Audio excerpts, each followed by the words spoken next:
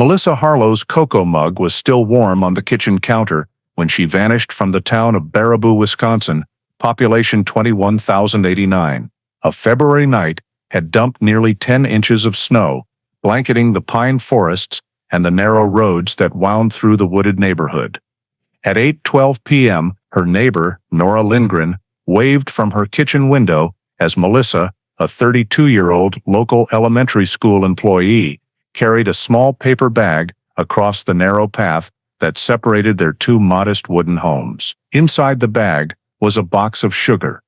Melissa had bought to replace what she'd borrowed earlier that evening, the same fine granulated sugar Nora had used for baking for the past 25 years. The older woman watched Melissa's figure gradually dissolve into the swirling snow-laden wind, her pale blue coat the last splash of color in the white void between the dark pine trunks. What happened in the minutes that followed would haunt Baraboo for nearly 2 decades. Before we dive deeper into the story, don't forget to subscribe to the channel and hit the notification bell so you don't miss the latest cases. Winter in Baraboo, Wisconsin, arrives with the characteristic blurred whiteness of the Midwest, snow falling as fine as powdered sugar, clinging to low rooftops, crawling through rows of dark pines, and laying a layer of invisible silence over the roads. That evening, the lights from the little convenience store at the end of the street cast faint patches of glow, enough to see Melissa Harlow step out,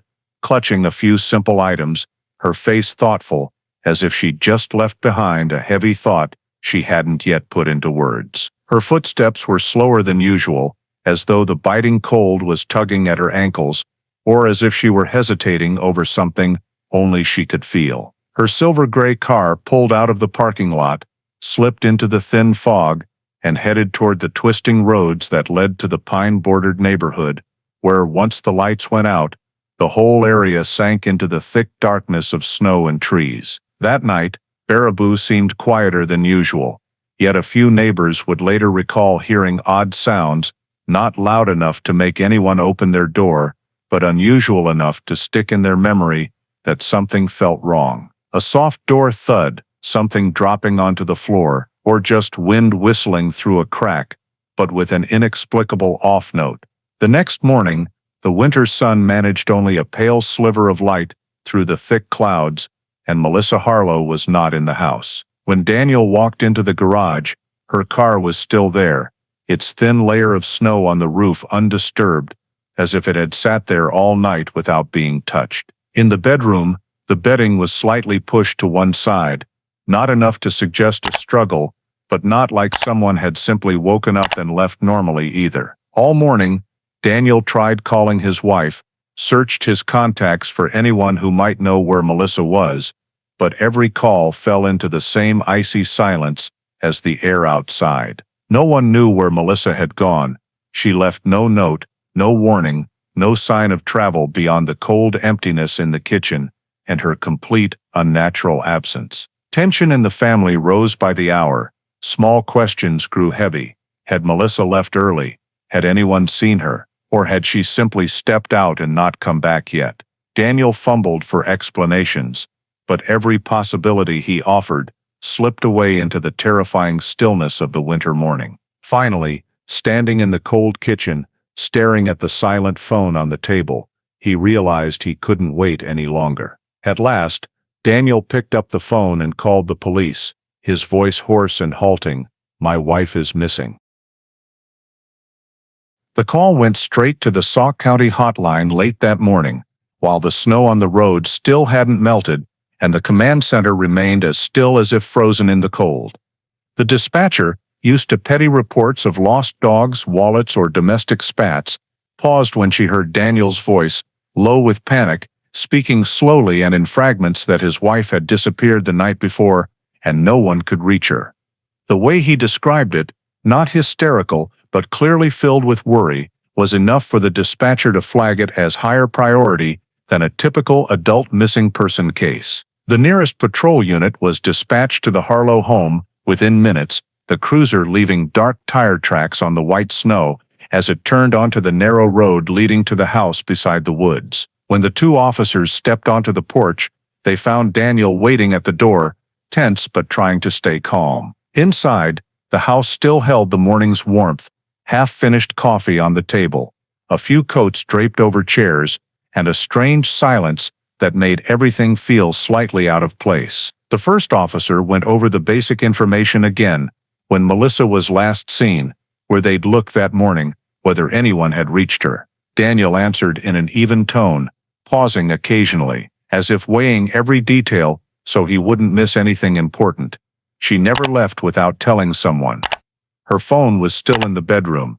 No one knew where she went, and her car was still in the garage, exactly as it had been the night before. The two officers did a walkthrough of the ground floor, checking the living room, kitchen, and hallway to the back door. Everything looked normal, but carried an invisible layer of tension, as if the house were keeping silent about something no one had said. They saw no signs of a struggle, no broken windows, no overturned furniture. The kitchen was clean, the living room tidy, the bedroom only slightly mussed, but not enough to conclude anything. For an adult, leaving the house without a trace isn't immediately treated as criminal. Many missing person cases turn out to be misunderstandings or quiet departures for personal reasons. But the way everything was so perfectly still, car unmoved, no belongings taken, phone left behind, no note or message, created a distinct feeling of wrongness for both officers. They stepped into the backyard, where only snow covered the ground, no footprints, no tire tracks, the cold wind blowing through the tall pines, making the ground tremble slightly. From the corner of the yard, you could see the edge of the forest, the dense black canopy forming a wall that felt both close enough to touch and impossibly far away. Everything was calm, but the calm didn't feel peaceful. Back inside, one officer asked Daniel one last time if there was any detail he hadn't mentioned. Daniel shook his head, his face still tight, eyes staring into space, as if trying to find something reasonable among unreasonable possibilities. They asked him to describe the last outfit Melissa was wearing, places she might have gone, people she usually contacted. Every answer led to the same hanging conclusion: Melissa had left no clear sign of leaving the house voluntarily. When the initial survey was complete, one officer opened his notebook and read back what they had: an adult missing without explanation, unreachable, no essential items taken, personal vehicle unmoved, no signs of violence at the scene. All the information was entered into the standard 2003 missing person report form, spaces for developments, description fields, and a notes section for listing anomalies. On paper, it was still just a missing person case, but both officers felt something strange in the emptiness Melissa had left behind. Before leaving, they confirmed with Daniel that an adult missing person report had been filed, and the file would be transferred to the investigative unit that day. When the door closed and the sound of the patrol car faded away, the house sank back into the heavy silence of the morning. An icy void that had begun the night before and now held only an unanswered question. By afternoon, the Sauk County Sheriff's Office sent a crime scene technical team back to the Harlow house. While the morning patrol tire tracks were still clearly visible in the snow out front, and the pale winter light reflected off the steel-cold windows, the two-story Midwest-style home sat nestled under tall pines, its front covered in a thin layer of untouched snow, looking so peaceful that no one would guess a baffling disappearance had just been reported inside. Upon entering, the tech team followed protocol by not touching anything until they had filmed and mapped the scene. They started with the doors, examining every hinge, lock, slide mark, scratch, and the position of the entry mats. The front door was securely closed, with no signs of forced entry or tampering. The bottom edge still had its thin layer of gray dust, proving it hadn't been opened repeatedly overnight. By contrast, the back door leading to the yard and the pine forest beyond was ajar by a few inches. The hinge was undamaged.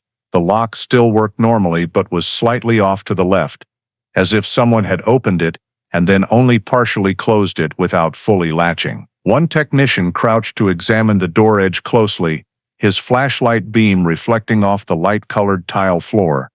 No clear shoe prints, no drag marks, no unusual dirt, only tiny specks of snow that had blown in the night before, making that area look colder and damper than the rest of the kitchen. The interior wall showed no impact marks, meaning the door hadn't been yanked hard. The team noted this as the first anomaly. The back door left ajar while the front door, side door, and garage door were all securely shut. Next, they examined the furniture layout in the living room and kitchen area. The house was tidy in the way of busy but organized people, the sofa unmoved, coffee table clean, TV remote in its place. No spilled cups or items on the floor. On the stove, this morning's coffee pot was still full. Daniel's half-drunk mug beside it, but no additional signs of Melissa's activity. Her purse, keys, and coat were nowhere to be seen.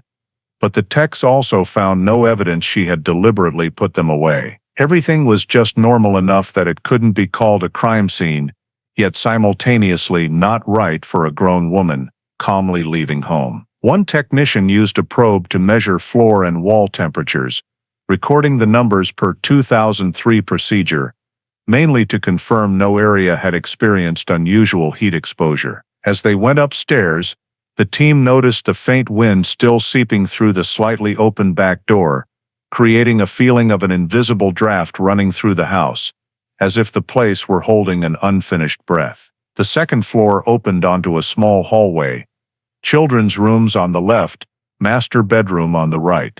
Both kids' rooms were as neat as expected. A few toys scattered but nothing related to the disappearance. They filmed quickly just to complete the file. The main focus was Melissa and Daniel's bedroom. The spacious room had beige carpet and a queen bed pushed against the window overlooking the pine forest. The sheets were slightly pushed to one side, the blanket pulled unevenly creating odd folds, but not to the level of a struggle. It just looked like someone had shifted a lot during the night or gotten up in a hurry. On the nightstand, the bedside lamp was still on. A book face down halfway through, Melissa's reading glasses beside it. No spilled water glass, no scratches, no items thrown to the floor. Her bedside landline phone was in place, cord neatly coiled with no sign of being yanked. One technician gently opened the nightstand drawer with gloved hands and glanced inside. Sleeping pills, a small notebook, a few loose pieces of jewelry, but nothing indicating anything missing. They continued to the closet. Melissa's winter coat still hung neatly, her snow boots exactly where they belonged. No sign she had chosen clothes to leave. That alone was enough to go into the anomalies section of the report, because no Wisconsin resident steps outside in mid-February without a heavy coat. The tech team photographed the entire room from multiple angles, using a tape measure to record the position of every item in case the scene needed to be reconstructed later. They opened the windows to check the locks intact, no sign of outside entry. One technician dusted for prints on interior and back door handles, but the cold, smooth surfaces and multiple people touching them that morning rendered the results useless. After finishing the upstairs, they went back down to draw the overall map. Back door ajar, Melissa's belongings not taken, bed slightly disturbed, car still in garage, no signs of break-in or violence. Individually, the details didn't tell a full story, but standing in the quiet space, every technician felt Melissa's absence didn't resemble a voluntary departure so much as a void without explanation. Every observation was carefully recorded in the scene report, a detailed document yet still full of unanswered questions. The investigative team left the Harlow house as late afternoon fell and the winter light turned bluish-gray, but they didn't leave the neighborhood. Instead, they expanded the search by interviewing every nearby home. Baraboo is a small community where everyone knows each other, and unusual nighttime sounds are rarely ignored completely. The house immediately to the right of the Harlows belonged to the Mickelsons, an elderly couple who had lived there over 3 decades and went to bed early. When asked if they heard anything unusual the night Melissa disappeared, Mrs. Mickelson said there was no strong wind that night, but she had the feeling she heard a soft door thud from the Harlow's side, a sound that wasn't clear, just a noise stretched out by the wind then gone in the quiet. She said she heard no arguing or screaming, only that one sound that stood out because it was different. But when she looked out the window, it was pitch black and no lights were on next door to indicate activity. Police recorded it fully, marking her statement medium reliability, because she wasn't certain of the timing or exact nature of the sound. At the house on the left, a young man named Greg Thompson, who worked the night shift at a repair shop, was only home in the early morning hours. He said he got back sometime before dawn, and while passing the kitchen window to turn on the light, he thought he saw a small red vehicle light as a car backed out of the Harlow driveway. He emphasized he didn't look directly out the window, only caught a faint reflection of light on the snow in the front yard that then vanished. Because he was exhausted after a long shift, his memory wasn't certain. The information also lacked specifics to confirm whether it was the Harlow's vehicle or just someone passing on the small road. Police noted the statement under needs further verification, as it opened the possibility of a vehicle leaving very early in the morning. But reliability was low due to lack of identifying details. They asked Greg more about sounds, lights, or figures. He shook his head, saying he came home tired and just wanted to sleep. Another officer interviewed the family across the street, the Cranes. Mr. Crane, a former bus driver, usually woke early and opened the curtains to look outside. That particular morning, however, he slept in because of back pain, so he saw nothing until the sun was up. Crane said she heard nothing unusual that night except the wind through the pine branches. Their statements were rated high reliability, but no useful data, which is common in missing person cases in sparsely populated neighborhoods. After finishing the closest homes, the team returned to the Harlow house to speak again with Lily, Melissa's 10-year-old daughter, whose eyes still showed the weariness of a long, anxious morning. When asked the last time she heard her mother, Lily said the previous evening she went to bed earlier than usual because it was cold and she had school the next day. She wasn't sure when her mom got home and didn't hear her leave in the morning. When asked if she heard a door close or her mom coming down the stairs, Lily just shook her head, saying Dad woke her up as usual and she didn't hear anything else. An officer gently asked if anything made her think Mom wasn't home from the start of the morning.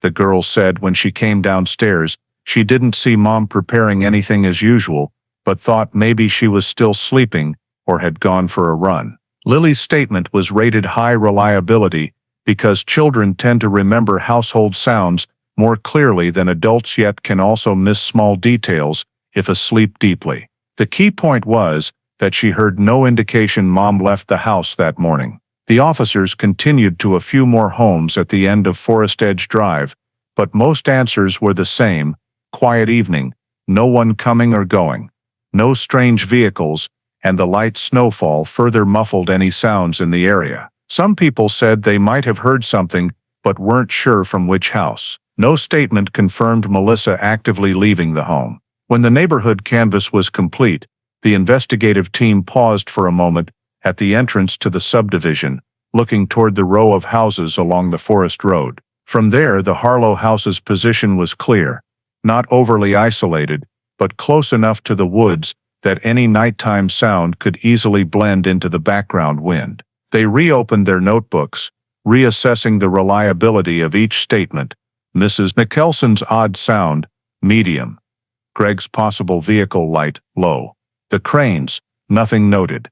Lily, high reliability because it matched the indoor context. Although no single piece was large enough to form a clear investigative direction, they all shared one trait: no one saw Melissa leave the house the next morning. That made the time frame from evening to pre-dawn the focus for deeper analysis, and every statement, no matter how faint, was carefully recorded in preparation for the next steps. After finishing the neighbor interviews, the team returned to the temporary command vehicle parked at the head of Forest Edge Drive, turned on the heater as the cold deepened with the fading light, and began piecing together everything collected that day into a preliminary timeline. There was no specific timestamp solid enough to enter into the file, but the relative periods, evening, late night, pre-dawn, morning, were still the necessary foundation for shaping the investigation's first steps. One officer opened the thick notebook, flipping to pages marked with colored pens.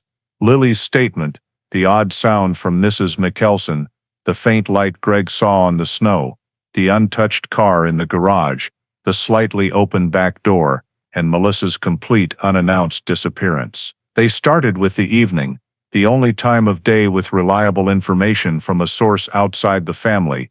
Melissa was seen at the convenience store, leaving in a state that showed nothing unusual beyond the thoughtful expression on her face. From the moment she left the store until night fully fell, no one had further information about her activities, but based on her usual route, police marked the evening period as the time Melissa likely returned home and was still in a normal state. This was the timeline's starting point. Melissa alive, moving under her own power, and showing no signs of danger. The investigation team moved to the late-night phase, the only period when Mrs. Mickelson heard the unusual sound. It was unclear whether it was a door slamming, something falling, or simply a noise distorted by the wind, but because it came from the direction of the Harlow house, and the neighborhood was extremely quiet, police marked this phase as the second point on the timeline. They could not confirm that the sound was directly related to the disappearance, but it was treated as a potential indicator of some movement inside or around the house during the late-night hours. This phase was highlighted in red pen. Insufficient data, requires verification. Next came early dawn, the most critical yet also the vaguest and most uncertain portion of the entire timeline sketch. Greg's statement about car lights reflecting off the snow, though unclear, remained the only detail suggesting the possibility of a vehicle leaving the Harlow driveway. Also during this same window, Lily did not hear her mother leave the house when she woke up, indicating no signs that Melissa left in the usual morning manner. The early dawn period therefore became the pivotal point of the timeline. Either Melissa left the house somehow without anyone hearing, or there was movement involving another vehicle, or something happened that prevented her from walking out on her own. The officers drew a large circle around the early dawn section and noted, high probability of relevance, insufficient data. The final phase was morning the moment Daniel discovered Melissa was not in the house. Every detail pointed to the fact that she did not leave after daylight. The car was still in the garage, no one saw her go out. Lily heard no sounds from her mother, and there was no financial or communication activity from Melissa. Morning was therefore marked as the time the disappearance was confirmed, not the time she vanished. One officer wrote on the board, morning =sign discovery of disappearance, not departure time. After grouping the fragments of information into these four phases, the investigation team developed three initial hypotheses. Hypothesis 1. Melissa left the house voluntarily. Police argued this contradicted the evidence. The back door was ajar, but she took no coat, purse, phone, or keys, and Midwestern weather at this time of year was far too cold for a woman to leave unprepared. They labeled this hypothesis low probability. Hypothesis 2. Melissa was taken from the house by someone during the night or early dawn. This hypothesis rested on the late-night sound, the vague early dawn light, and the ajar back door. However, there were no signs of a struggle or forced entry, preventing any immediate conclusion. They noted, medium probability, lack of supporting evidence. Hypothesis 3. Melissa left the house in the early dawn for an as-yet unknown reason, either voluntarily or involuntarily, and was removed during that window. This hypothesis sat between the first two, combining elements of agency and coercion, because there was too little data to rule out or confirm either direction. It was marked, open possibility, requires additional data. Once all three hypotheses were written out, the timeline became a map with more gaps than connections. The officers looked at the board and saw clearly that most of the information leaned toward things that did not happen rather than things that did happen, a sign they were in an investigative phase where every possibility existed, but none was strong enough to provide direction. Finally, they circled the entire timeline with a marker and wrote the conclusion, temporary timeline, insufficient data, not enough to determine disappearance pattern. This meant that at that point, Melissa's disappearance remained only scattered pieces that did not yet form a coherent story. Immediately after the preliminary timeline was sketched with countless gaps still unfilled, the investigation team decided to launch a ground search in the immediate vicinity of the Harlow home, especially the pine forest directly behind the backyard fence, an area close enough that any nighttime movement could be completely swallowed by darkness and wind. The Sauk County SAR team was mobilized along with a group of trained volunteers, all assembling at the rendezvous point. The narrow road leading into the forest, where fresh snow from the previous night had covered the ground in a fine white layer, beautiful but frightening in its own way. From the very first step onto the snow, everyone understood that any trace Melissa might have left, if she left any, had been completely buried beneath the snow. The cold had turned the pine forest into a seamless white blanket, with no footprints, no tire tracks, no disturbances whatsoever to follow.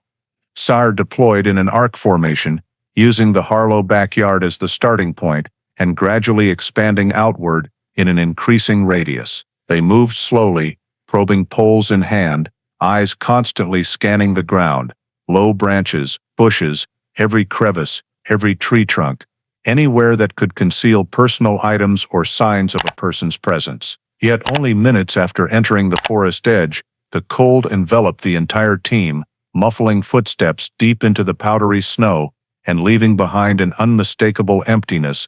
The forest was completely undisturbed, unnaturally pristine. That made the search feel like a journey into a land without memory, where everything from the previous night had been erased by nature. One SAR member took a tracking dog deeper into the tall pine. The dog sniffed close to the ground, circling each tree trunk and the gaps between exposed roots, but showed no reaction to any scent related to Melissa. The team leader noted in the log that continuous snowfall the previous night likely weakened all scent signals, making it difficult for the dog to detect anything in the immediate area. What made the search even harder was that the pine forest terrain in Baraboo was not flat.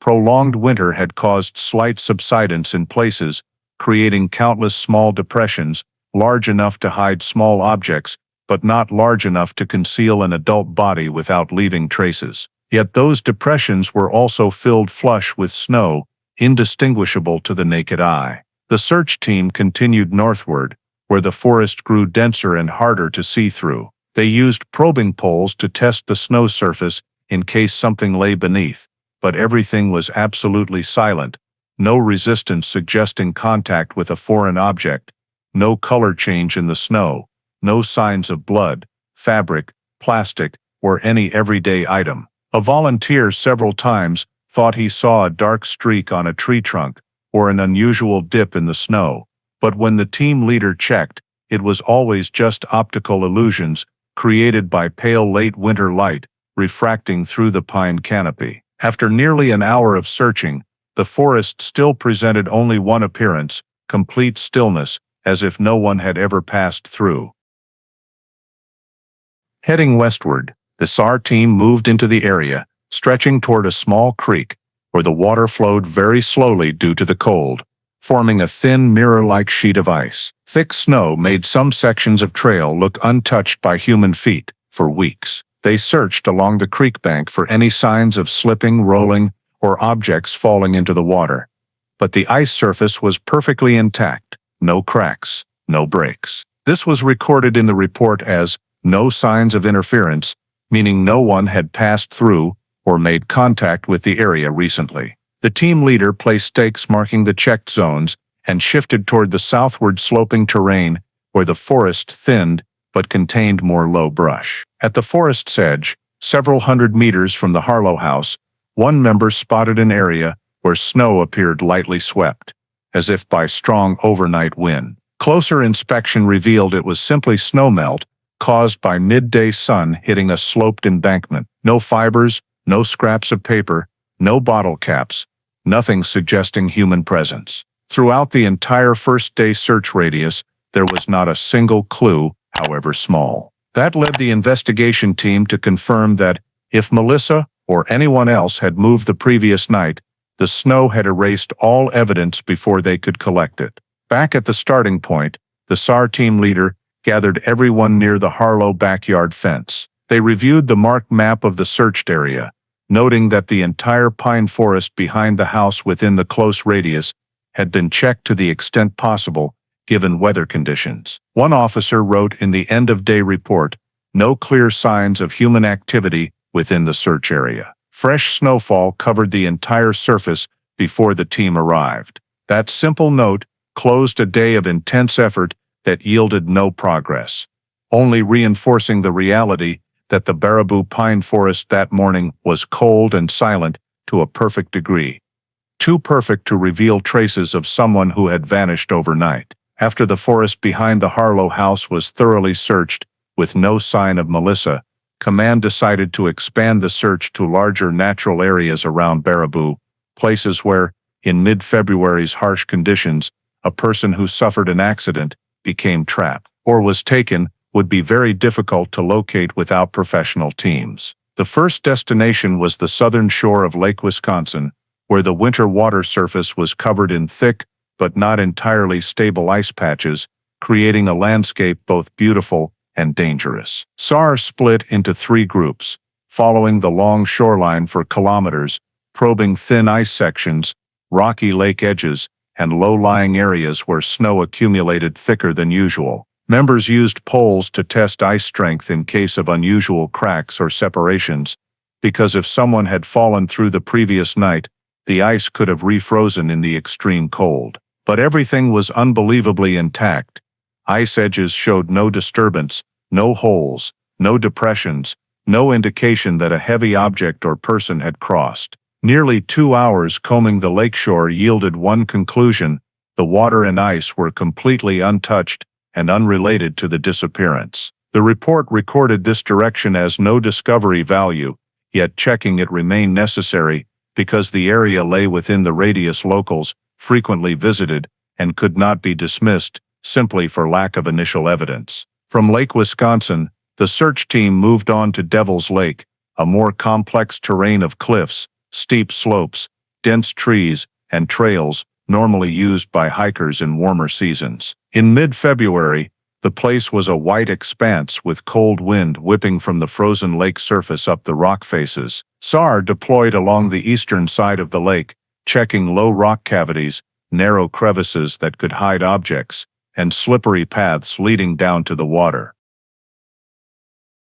Some zones were marked high risk due to steep rock faces, requiring ropes for access.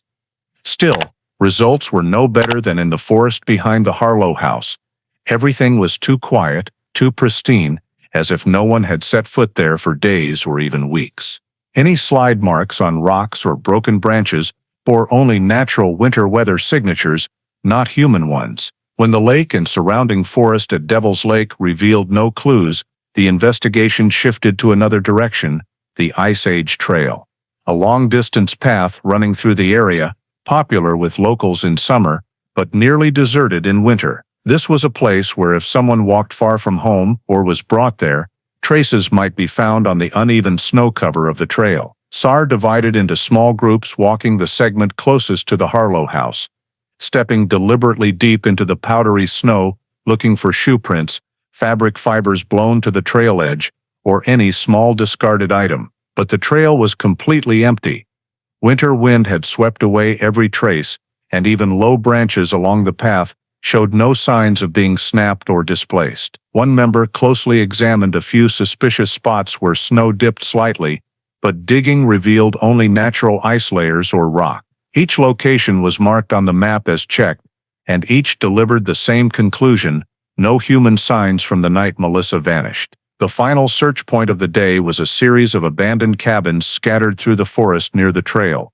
Old wooden structures once used decades earlier, but left to time and weather. These were routinely included in missing person checklists because they offered temporary shelter and could also conceal hard-to-spot objects. SAR opened each door wearing protective gloves, stepping into freezing cold rooms where flashlight beams swept across cracked walls, warped floors, and whatever rotted furniture remained. But there were no fresh footprints, no recent human scent. Even the dust and cobwebs covering every corner proved no one had touched them recently. One cabin had an old blanket tossed over a wooden chair, prompting the team leader to examine it more closely, but when touched it was dry, cold, and stiff, clearly abandoned long before Melissa disappeared. As night fell, SAR concluded the expanded search day weary and disappointed. They gathered at the final rendezvous point, shining flashlights on the map marking every checked area.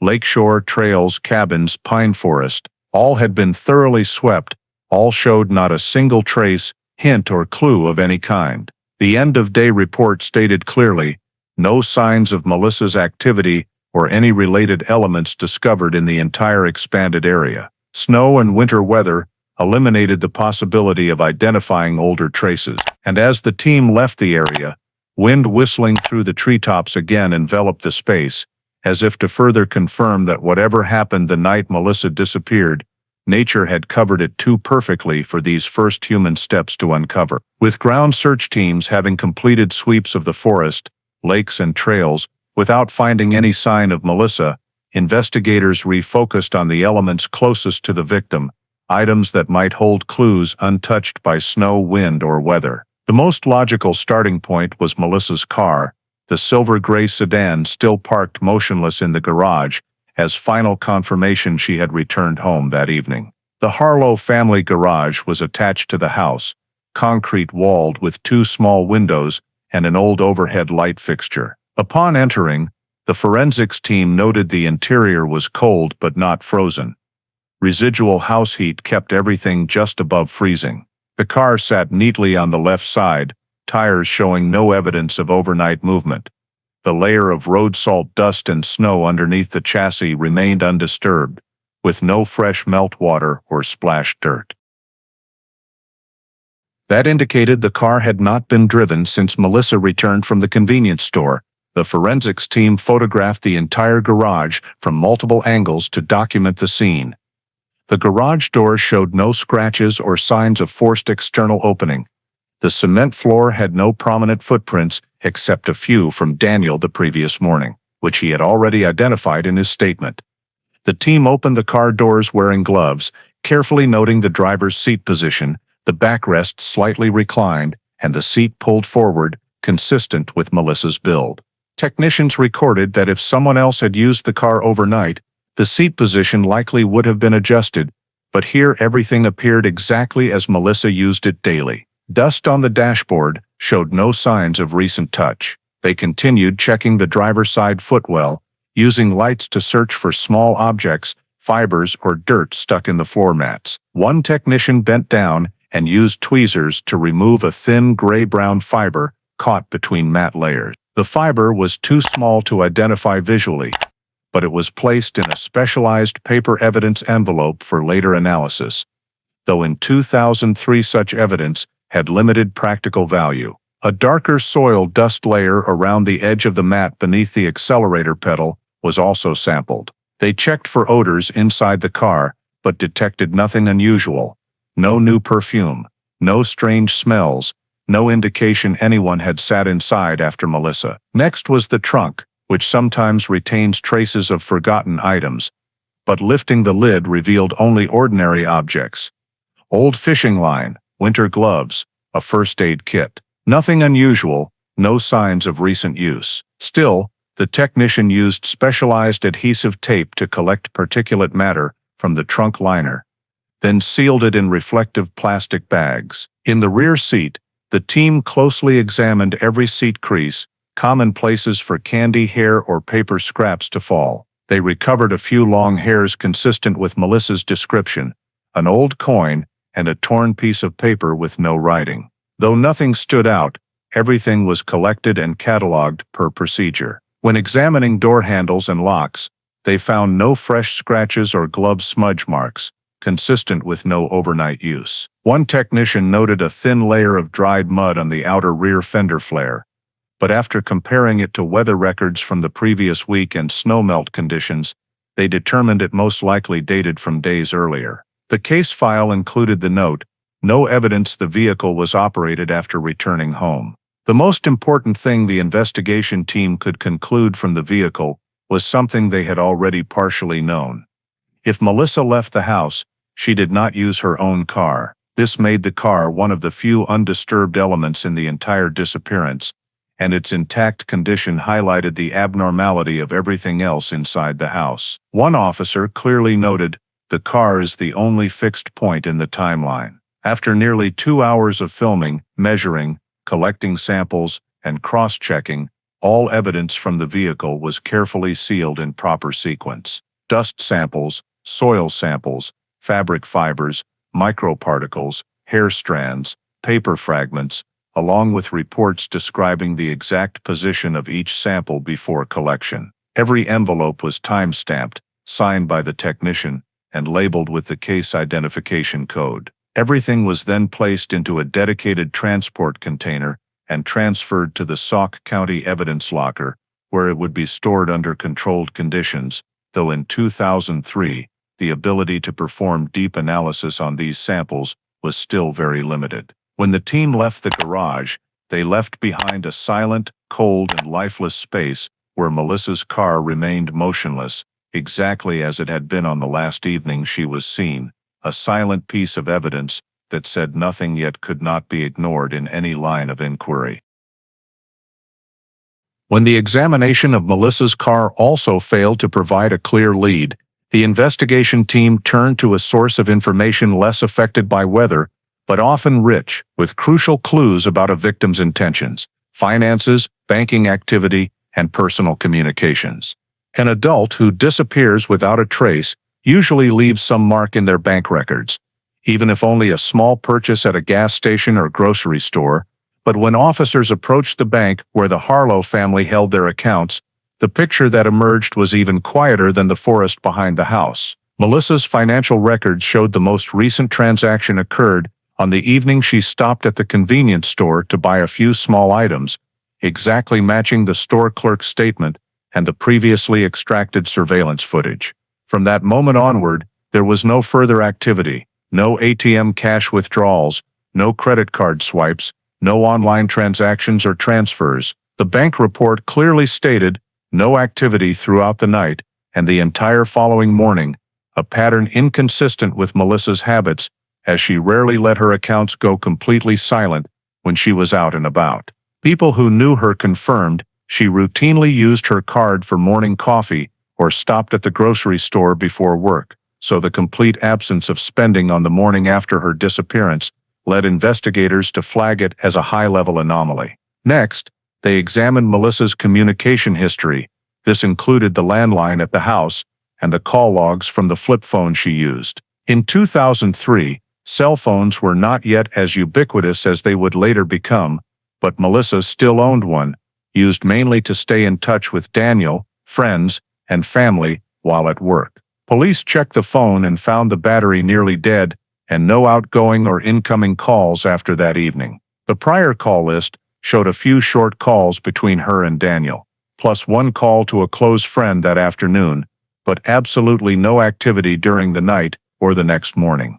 This ruled out the possibility that Melissa had gone somewhere and tried to reach out or notify anyone during the entire window of her disappearance. The phone remained completely silent. This also aligned with the fact that the phone was found in the bedroom, not in her purse or car, meaning that if she left the house, she did so without taking any means of communication, an extremely unusual behavior for a woman living in a sparsely populated area like Baraboo, especially in the middle of winter. Police expanded the search by contacting cellular providers to ask about any tower pings from Melissa's phone after the time of disappearance. The data showed the phone never left the home area, never powered on, and never registered a new connection. This eliminated the possibility that she left the house at dawn while still carrying the phone. For investigators, this was a critical marker because people who leave voluntarily almost always take at least one way to communicate, especially in freezing weather and with dense forests surrounding the home. The bank also confirmed there were no signs Melissa had withdrawn cash in the days prior as preparation to leave. Her account balance remained untouched, with no suspicious transactions, no transfers to anyone, and no unusual changes to her financial structure. One officer wrote in the report, "No indicators of planned travel or preparation to leave residence." In many missing person cases, financial records are sometimes overlooked, but with Melissa, the silence of her bank account carried deeper meaning. It not only showed she had not prepared to go anywhere, it confirmed that if any movement occurred, it was not of her own volition. Additionally, police reviewed mail and personal documents, no resignation letter, no unusual correspondence, no notes in her planner indicating plans to leave town. All of her close friends were questioned about her mental state or any recent signs of distress. Every one of them insisted Melissa had no intention of leaving Wisconsin, let alone any plans to go anywhere in the coming days. One friend said Melissa often remarked that she liked the stability of Baraboo and had never once mentioned wanting to leave, even temporarily. Police also explored the possibility that Melissa had sought medical help at a hospital or clinic due to a health issue, but no facility in the area had any record of her visiting or contacting them. There was no treatment record connected to Melissa that night or the following morning. This further reinforced the conclusion that she did not leave the house for personal or medical reasons. After compiling all the financial and communication data, the investigation team wrote in the report's conclusion section, "No financial activity, no personal communications, no signs of preparation to leave residence, no evidence supporting the possibility of voluntary departure." This was one of the strongest assessments made since the case began, a data-driven confirmation that Melissa's disappearance did not fit the pattern of someone walking away, but rather resembled a sudden unforeseen vanishing with no minimal preparation. As the officers closed the temporary file on the financial and communication review, they all understood that silence can sometimes be more alarming than any overt anomaly. Melissa had not simply disappeared from her home. She had vanished from her entire daily system of life, something that does not happen if a person leaves of their own accord. This was the next piece of the puzzle, still not enough to form a complete picture, but certainly heavier than any physical evidence they had collected from the car or the surrounding forest. Based on everything gathered from the house search, witness interviews, vehicle examination, and financial communication review, the investigation team moved to the next standard step in every adult missing person case: behavioral analysis. This step aims to determine whether the victim's behavior prior to disappearance fits the profile of voluntary departure, accidental incident, or third-party involvement. First, they examine Melissa's own behavioral profile, personal characteristics, daily habits, and any psychological history. All information from family, friends, and coworkers showed Melissa had no prior incidents of suddenly leaving home, abruptly changing her routine, or displaying instability that could lead to impulsive behavior. She was described as calm, low risk, and even overly cautious in her job. Records showed she had never gone missing before, never stayed out overnight without notice, and had no serious conflicts that would drive her to leave. No one recalled her ever talking about wanting to leave Baraboo, leave her family, or get away because she was upset. Hila, a close coworker, stated that Melissa always planned everything: notes, to-do lists, even grocery schedules. A person like Melissa, in their assessment, would never leave the house without a coat, wallet, and phone, especially in sub-freezing weather. The team noted this as consistent, stable behavioral pattern with no precursors for voluntary departure. Next, they examined Daniel's behavior, the last person to see Melissa before she vanished. In every missing person case, the spouse or live-in partner is always scrutinized first. Not because they are automatically suspects, but because they typically hold key timeline information. Daniel reported discovering Melissa missing the next morning, but waited until nearly noon to call police. For some investigators, this delay was hard to ignore, because normally, a husband or wife who cannot find their partner for hours would first call friends or family, or report it sooner if something felt wrong. Daniel explained that he thought his wife had just gone for a walk or stepped out to buy something and didn't want to overreact. While the explanation was not unreasonable, it did not fully align with the circumstances. Melissa's phone was still at home, the car was in the garage, and her coat was hanging in the closet. Some investigators noted that Daniel's response seemed slower than expected, though it was not enough to conclude anything definitive. Beyond the timing of the report, certain points in Daniel's statement were flagged as mildly inconsistent. For example, he said he slept through the night and heard no unusual sounds, yet neighbors reported hearing noises from the direction of their house that sounded like a door or something falling. He insisted the back door was always locked, but the forensics team found it ajar. He maintained that Melissa never forgot her phone or coat when leaving the house, yet he also said he thought she had just stepped out for a bit, which conflicted with what her habits would predict. These discrepancies were not large enough to become accusatory evidence, but they were sufficient to note in the behavioral file that Daniel's statements required careful scrutiny and further cross-checking if the case trended darker. A veteran investigator said bluntly in an internal meeting, "Inconsistency does not equal guilt. Sometimes it's just the reaction of someone who is panicked." That was absolutely true. In missing person cases, loved ones often give inaccurate statements due to fear, sleep deprivation, or attempts to fill memory gaps with guesswork. In reality, Daniel had no history of violence, no financial disputes, no documented serious marital conflicts, and no signs he wanted to leave the family. No neighbors had ever heard loud arguments between the couple in the days leading up to the disappearance. The team had to acknowledge that Daniel was the only person whose behavior warranted review, yet he was also the only person with no direct evidence linking him to Melissa's disappearance beyond being the last one to see her. After reviewing both profiles, Melissa's stable behavior and Daniel's mild inconsistencies, police issued their final 2003 behavioral analysis conclusion: suspicious elements are insufficient to open a criminal file. No direct or circumstantial evidence proving criminal activity.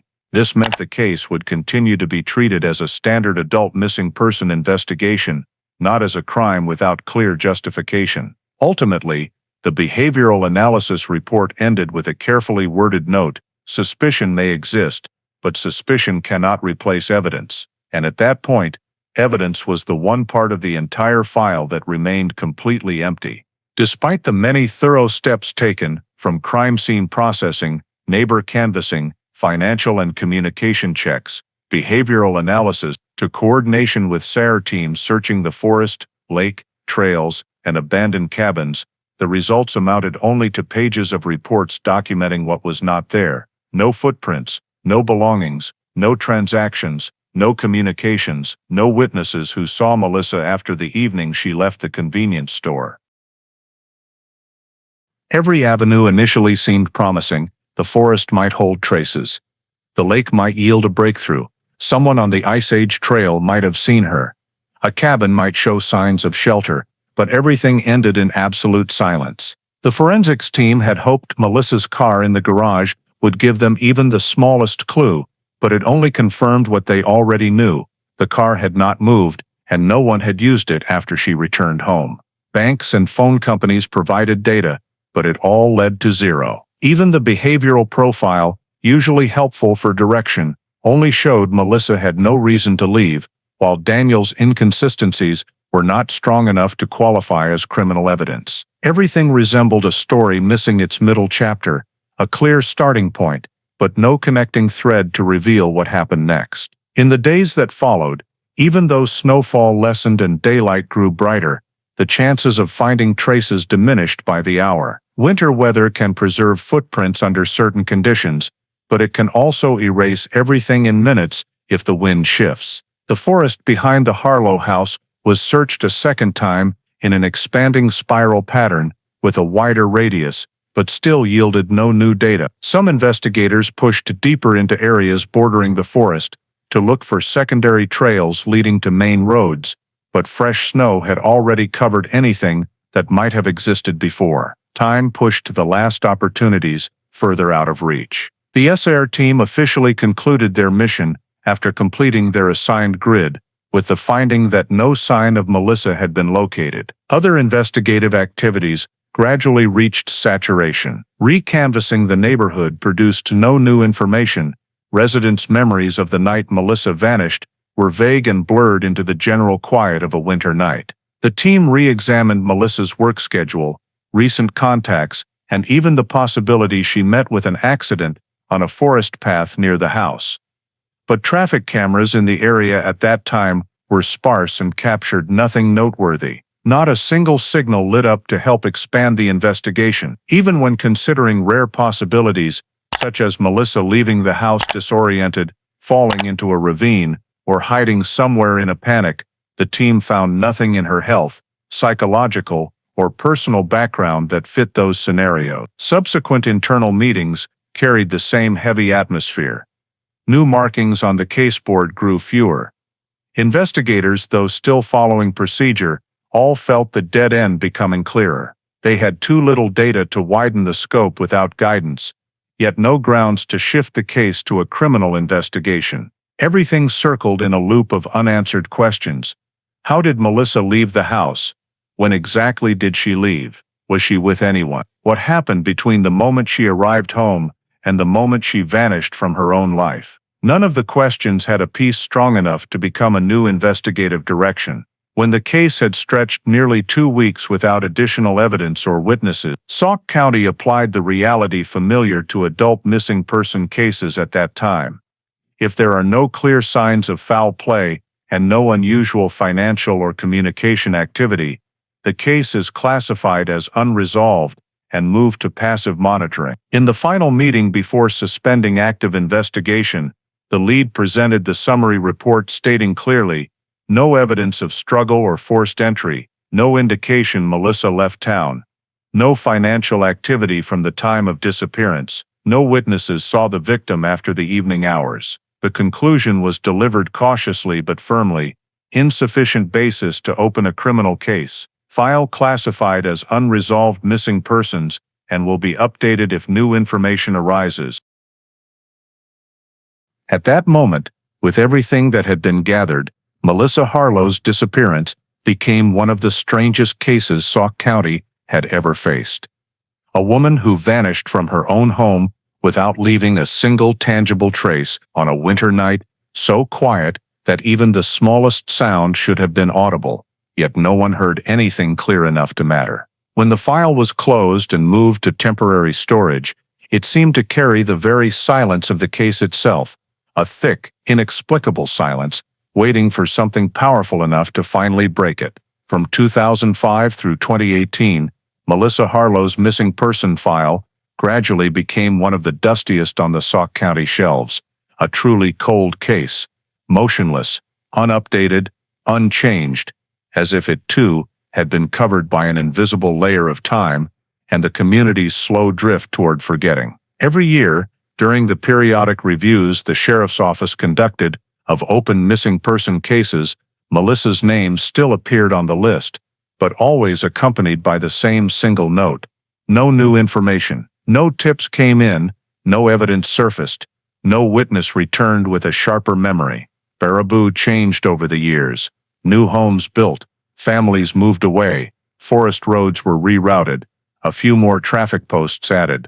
But none of those changes revealed a clue that could reconnect Melissa's final footsteps. The places searched repeatedly, the pine forest behind the house, the shores of Lake Wisconsin, the Ice Age Trail, continued to shift with the seasons and the years, with the natural movement of trees, soil, and stone.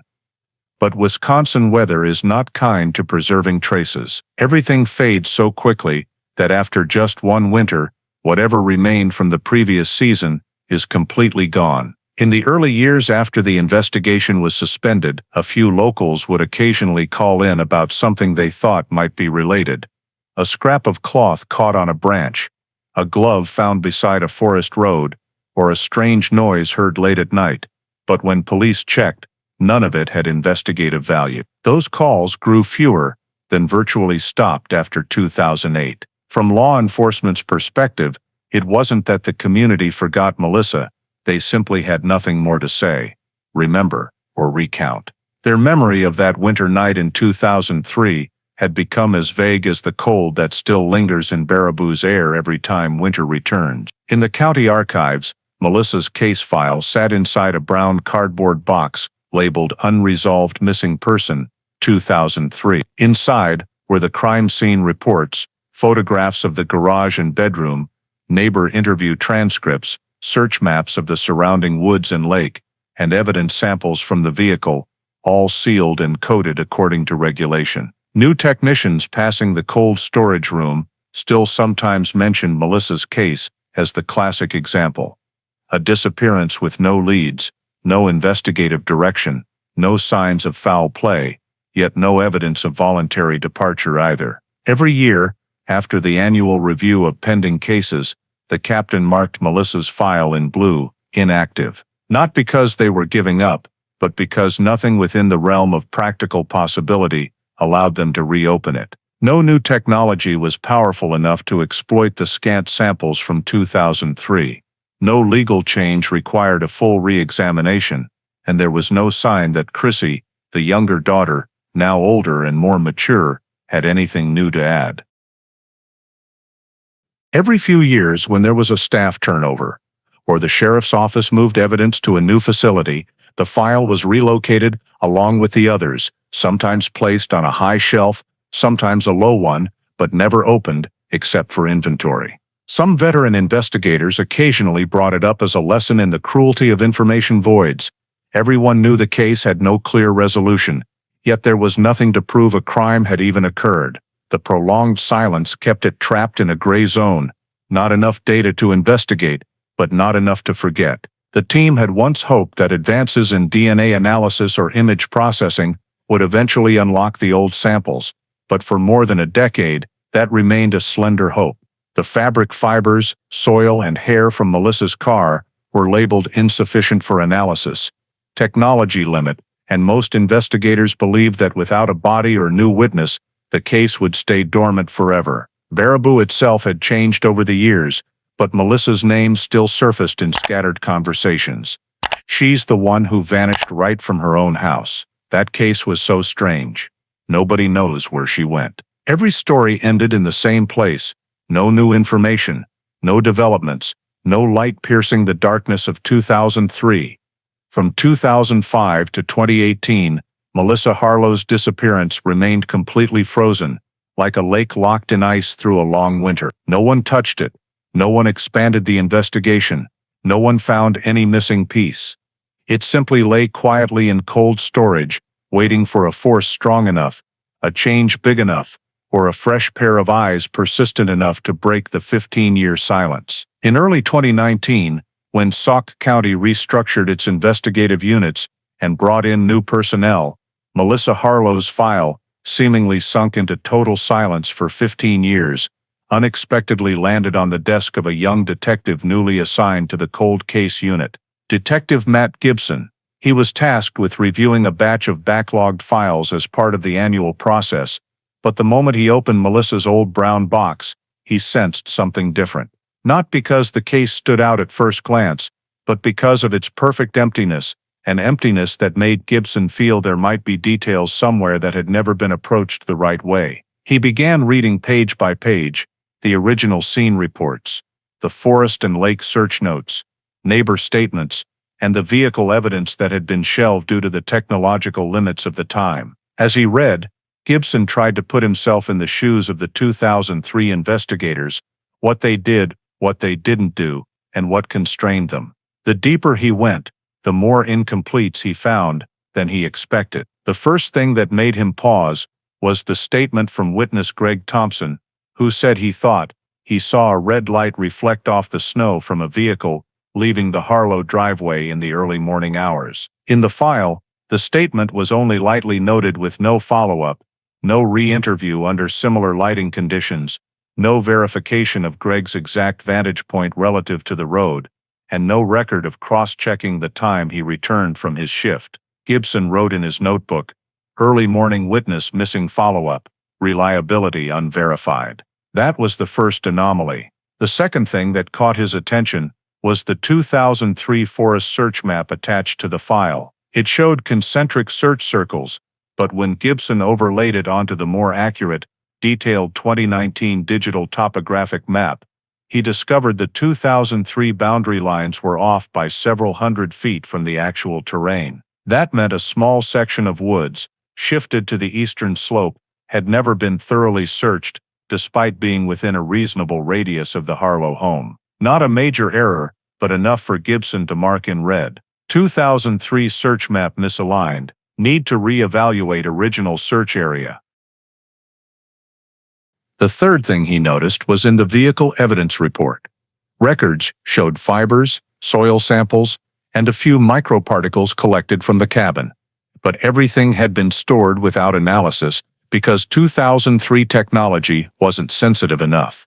That was understandable at the time, but what Gibson noted was that these samples had never been retested, even though DNA and materials analysis had advanced dramatically since the mid-2010s. Other cases from the same era had been successfully reanalyzed, yet Melissa's samples remained untouched in their sealed envelopes, as if no one believed they could open a new avenue. Gibson underlined evidence not analyzed and added reassessment of retesting feasibility needed. Gibson kept reading and uncovered more small points. The back door recorded as slightly ajar, but with no full assessment of wind direction that night to determine if it blew open or was pushed from inside. Lily's statement that she heard nothing of her mother leaving was never cross-checked against the bedroom examination to see if the disturbed bedding matched Melissa still being in the room when Lily fell asleep. Daniel's interview lacked a second session to test consistency, and some outer search grids, especially near the small northern creek, were only surface searched with no notes about checking hidden rock crevices. Individually, these were minor, but to a detective accustomed to small details shifting entire cases, they formed a growing list of unexplained anomalies. Gibson logged each point in his notebook with his own shorthand. F, Q, MG, EV, NC. Sitting alone in the small conference room under harsh fluorescent light, with the old file spread out before him, Gibson realized this case wasn't missing signs, it was missing connections. The 2003 investigators had done everything within their power, but they were limited by weather, technology, and the prevailing assumptions of the era about adult disappearances. At the end of the day, Gibson compiled all his notes onto a single long sheet titled in clear handwriting, Unexplained Anomalies, Melissa Harlow File. The list wasn't evidence, nor a complete investigative direction, but it was the first thing in 15 years to give the case movement, small movement, but clear and purposeful. Born from observations no one before had recorded so systematically. As Gibson's list of unexplained anomalies grew longer and sharper, he realized there was only one way to break through the opaque wall surrounding Melissa's disappearance: bring the case into the age of new technology. In 2020, Sauk County launched a program to reevaluate cold cases using advanced forensic analysis, an opportunity Gibson immediately proposed for Melissa's file. Samples that had been meaningless in 2003 suddenly became potential data. Gold mines as touch DNA technology reached the point where just a few remaining skin cells could yield a profile. The fibers, soil, microparticles, and hair from Melissa's car were pulled from storage. Time-yellowed paper envelopes were carefully transported to the lab. Technicians in fresh gloves broke the seals and transferred the samples to the trace DNA unit. The new methods extracted traces so tiny that 2003 technology could never have detected them. In the first weeks, they obtained mixed DNA profiles from a few fabric fibers and carpet dust. None led to an immediate conclusion, but crucially, the samples were not degraded as previously assumed. The soil analysis lab was also brought in. They compared the car carpet soil to 2020 Baraboo soil maps, using mineral composition, moisture, quartz to feldspar ratios, and microscopic organic particles.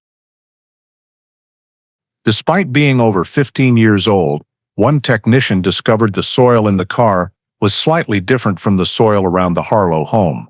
It contained traces of clay-heavy soil, characteristic of an area northeast of Baraboo, deeper in the forest, not the woods directly behind the house. This wasn't direct proof, but it was the first indicator that Melissa's vehicle may have been in or near a different location before returning to the garage. Gibson marked it in bold red, soil mismatch, different area. Meanwhile, another technological avenue opened, enhancement of the 2003 convenience store CCTV footage.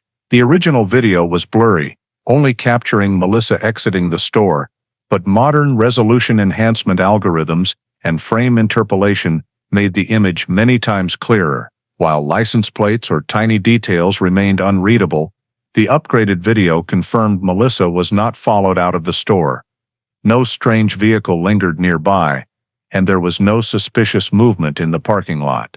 This solidified the last confirmed safe moment before she returned home, and helped eliminate many earlier noise theories. Yet the biggest breakthrough came from LiDAR, laser scanning that produces near-perfect surface topography maps. In recent years, LiDAR had become a powerful tool for detecting minor ground disturbances invisible to the naked eye, especially in dense forest. Gibson requested a full LiDAR scan of the woods bordering the Harlow property, including the area missed due to the 2003 map error. The scan appeared on screen as a three-dimensional cloud of thousands of data points, allowing investigators to see through leaves, snow, and seasonal terrain changes. When the technician zoomed into the several hundred-foot offset area, the zone inadequately searched in 2003, they detected an anomalous depression, the kind caused by disturbance that later naturally settled. The naked eye could never spot it in the real forest after nearly 2 decades. But LiDAR revealed it clearly: uneven soil compaction, thinner forest floor litter at the center, and signs that something heavy had once rested there. The technician noted, disturbed ground, estimated aging consistent with early 2000s. For the first time in 15 years, there was data suggesting something had happened in the woods, not near the backyard, but in the zone missed during the original search. Gibson felt this was no longer just another anomaly. It was a clue that could tie others together. To validate the direction, he used motion modeling software, inputting 2003 data: Harlow house location, wind direction that night, terrain easiest nighttime routes, while carrying something heavy average snow travel times. When the simulation ran, it produced a most probable path: a route from behind the Harlow house angling northeast, through easier forest, ending near the disturbed ground LiDAR had flagged. It wasn't obvious in the real woods, but on the 3D map it was the logical discrete path that would leave minimal trace. Gibson stared at the simulation screen. The air in the room suddenly taut, as if every data point was connecting itself. The case still had no answer, but for the first time in nearly 2 decades, the tiny fragments, touch DNA, soil mismatch, LiDAR, motion modeling, were no longer isolated. They were pointing toward the same spot, a spot no one in 2003 had ever reached or considered. And in that moment, the Melissa Harlow case shifted for the first time from stasis to a new, vague but unmistakable rhythm, like wind tearing through pine needles, signaling that the fog of that year might finally be lifting. In early fall 2020, while Wisconsin's Forest Conservation Program conducted a survey and cleared deadfall in the northeast Baraboo woods, a veteran ranger named Mark Ellison became the first person to see the object that would later become one of the most critical pieces of evidence in the entire case. That day, Mark was checking a gently sloping section where leaf litter and broken branches typically piled deep with the seasons. While clearing rotten logs for fire prevention prep, he noticed a patch of color that didn't match the browns and grays of the canopy floor. It was small, thin, caught between 2 low thorn bushes, hidden enough that without morning sunlight hitting at just the right angle, he would have walked past it as usual. It was a pale blue piece of fabric with a faint small pattern, no longer than a few inches, edges frayed from years of weathering.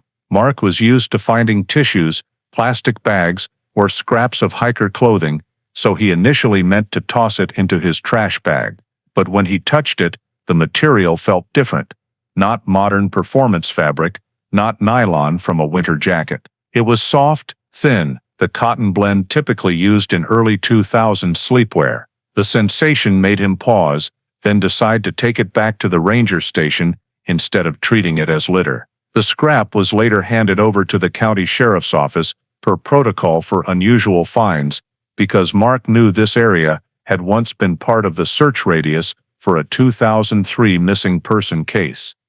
The Melissa Harlow disappearance that Baraboo locals still occasionally mentioned at gatherings. When the fabric reached Detective Gibson in early 2021, he immediately recognized its significance, not because it proved anything instantly, but because its discovery location was extremely close to the point his earlier motion simulation path had predicted. Gibson sent the scrap to the Trace DNA lab, where technicians used specialized enzyme solutions to lift cells adhered to the fibers. After days of processing, they obtained an extremely faint DNA sample, barely enough to run if they were lucky. When the result appeared, one technician triple-checked it in disbelief. The profile matched the DNA from Melissa's 2003 hair stored in evidence. The fabric scrap, battered by weather for nearly 2 decades, had retained enough trace to confirm it had been in direct contact with Melissa Harlow. Gibson received the report on a frigid February morning, and in that instant every scattered piece of data from the past 15 years seemed to vibrate in unison. The fabric wasn't just in the woods, it was exactly where the prior LiDAR and simulation models had pointed. He immediately overlaid the ranger's GPS coordinates onto the LiDAR terrain map. When the layers merged, a gentle curve appeared, the exact route the modeling software had labeled the most probable path the night Melissa vanished. The fabric lay almost precisely on that line, within 20 meters, an insignificant margin in forest terrain. Gibson noted, location matches simulation prediction, relevance probability, very high. What drew his attention even more was the fabric type. Cross-referencing bedroom photos taken before the original investigation, Gibson spotted a noteworthy detail. On the bed was a pale blue nightshirt, with a small pattern closely resembling the scrap's color and design. No one in 2003 had ever asked whether Melissa was wearing that nightshirt the night she disappeared, because they lacked precise information. But finding the scrap along the forest route made that hypothesis far more plausible than ever. Gibson didn't stop there. He remapped the travel route from the Harlow backyard to the fabric find, confirming the area lay outside the 2003 search radius due to the map error. One of the biggest oversights of the original effort. That meant any evidence dropped that night could have lain undisturbed for years. He also noted this segment was the easiest nighttime forest route, flatter ground, fewer routes, with a natural seasonal game trail. On closer analysis, Gibson saw the coincidence between the fabric coordinates and the direction Daniel might have taken if he left via the back, as his initially inconsistent statements suggested. The scrap was close enough to have snagged on brush if someone was carrying or dragging something heavy. None of this proved the cause of the disappearance, but it created the first verifiable chain of connection.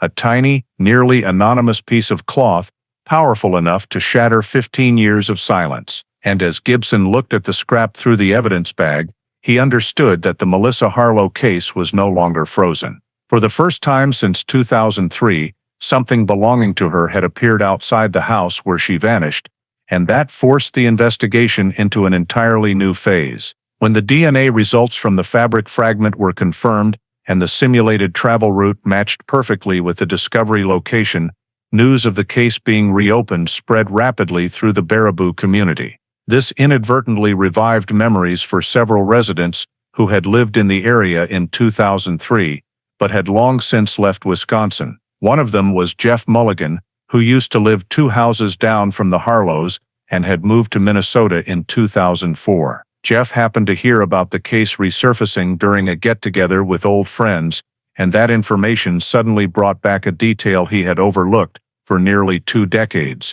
As vivid as if it had happened yesterday. Without hesitation, Jeff contacted the Sauk County Sheriff's Office directly and said he had something to report, something he admitted he should have mentioned back in 2003, but at the time he wasn't sure it meant anything.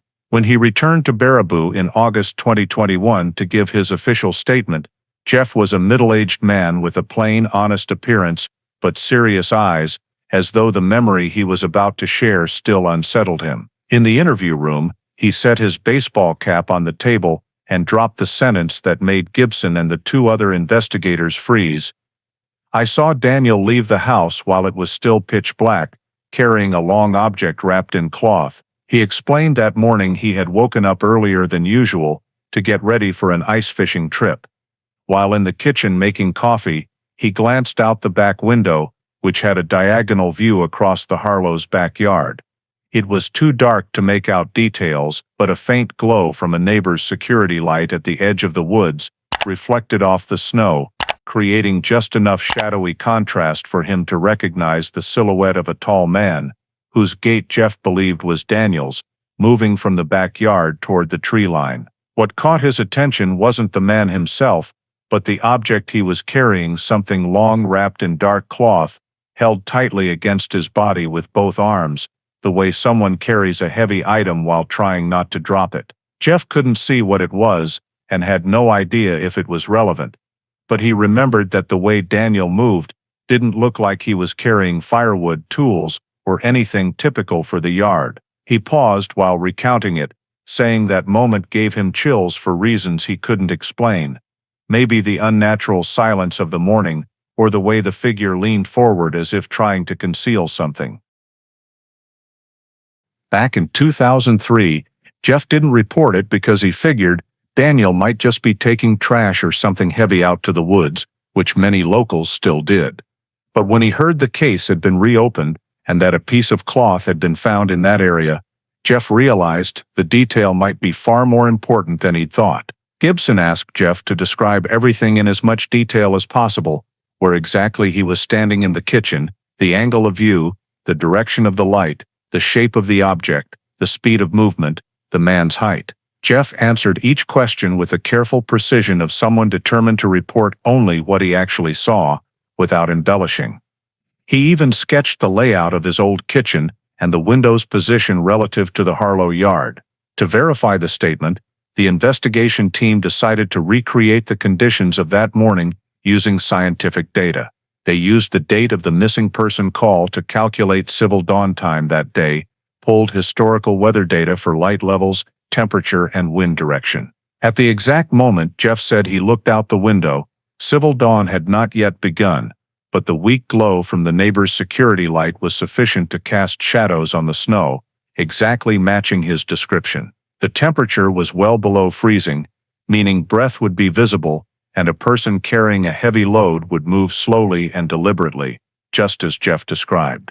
Gibson also had the team recreate Jeff's exact position in the kitchen to calculate the sightline through the window. The conclusion was that he could absolutely see the edge of the Harlow backyard on a diagonal, especially since reflected light off the snow increased contrast far more than under normal conditions. The fact that Jeff couldn't see the man's face or other details was completely reasonable given the low light. Another factor that gave the statement high credibility was the description of the cloth-wrapped object. Jeff said it was roughly arm-length long, not a square shape like small furniture or a trash bag, but long and slightly curved. When asked if it could have been a garden tool or sports equipment, Jeff immediately shook his head.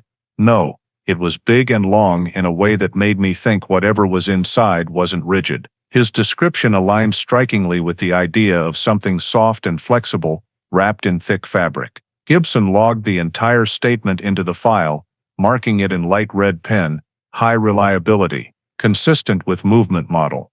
The location where Jeff saw Daniel moving was also close to the simulated route, and not far from where the fabric piece was recovered, an overlap too significant to ignore. For the first time, a lone witness from 2003 had come forward with clear directional testimony that wasn't vague or speculative, but a specific memory now backed by science. As Jeff left the interview room, Gibson closed the freshly updated case folder and felt something he hadn't experienced throughout the entire cold case review, the rooting of a plausible narrative. A person leaving the backyard in the dark, carrying a long cloth-wrapped object, heading into the woods in the exact direction the LiDAR showed disturbed ground, and the same area where the ranger found Melissa's fabric. 3 independent sources, science, physical evidence, and an eyewitness were finally pointing to the same single spot. Once Jeff Mulligan's statement was added to the file and began forming a clear thread with the new forensic data,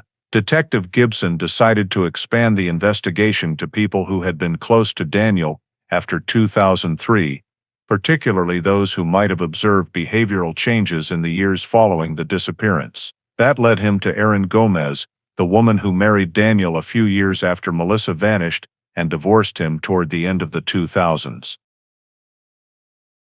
Erin had left Baraboo right after the breakup, moved to Madison, and never proactively contacted police about anything related to the disappearance. But when Gibson reached out and requested a meeting, she agreed slowly, as if carrying something long suppressed. At their first meeting in a satellite sheriff's office near Madison, Erin appeared guarded, only sitting down after being assured her statement would remain confidential until verified. After an initial hesitation, she said bluntly that she never believed Melissa left voluntarily. Daniel wasn't the type to lose control, she said, but he had moments that scared me precisely because of how silent he could be. Then she began describing an incident that had unsettled her for years.